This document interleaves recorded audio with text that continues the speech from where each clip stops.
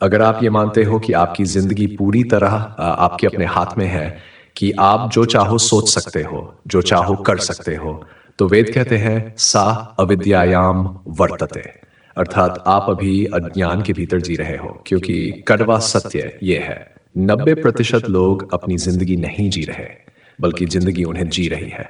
कोई है जो दिखाई नहीं देता, लेकिन हर क्षण आपके भीतर से आपको चला रहा है। आप क्या सोचोगे, किससे डरोगे, किससे प्रेम करोगे और कब पीछे हट जाओगे, ये सब आप तय नहीं करते।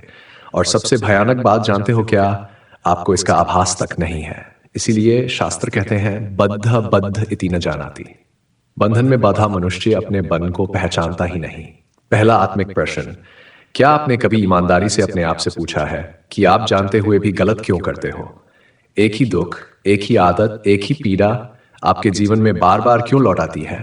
आप प्रार्थना कुछ और करते हो और जीवन में होता कुछ और है। आप ईश्वर से कुछ और मांगते हो और अनुभव कुछ और होता है। ये संयोग नहीं है, ये इस बात का संकेत है कि आप अब चेतना से नहीं बल्कि संस्कारों से जी रहे हो। शास्त्र से कहते हैं संस्कारबद्ध जीव।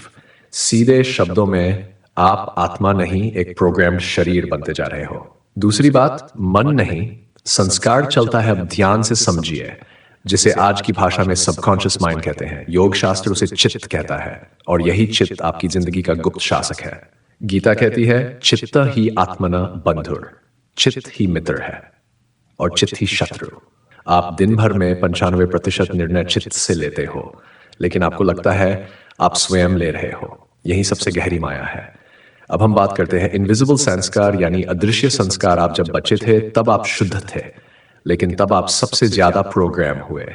माता पिता के शब्द, शिक्षकों की चेतावनी, समाज का डर, लोग क्या कहेंगे, ये तुम्हारे बस का नहीं, पैसा बुरा है, आध्यात्म और पैसा साथ नहीं चलता। इन वाक्यों ने बीज डाले, और वो बीज आज आपका भागी बन चुके हैं।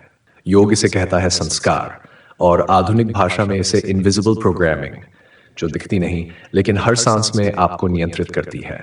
अब हम बात करते हैं सबसे बड़े बंधन की। अब आते हैं सबसे गहरे सत्य पर, वह है डर। शास्त्र स्पष्ट कहते हैं डर कोई भावना नहीं, डर अविद्या की संतान है, डर एक संस्कार है। और यही डर सबसे पहले आपकी ऑरा को तोड़ता है। ऑरा कमजोर तो प्राण कमजोर, प्राण कमजोर तो इच्छा शक्ति खत्म। फिर इंसान जीवित होते हुए भी जागृत नहीं रहता, वह केवल प्रतिक्रिया करता है।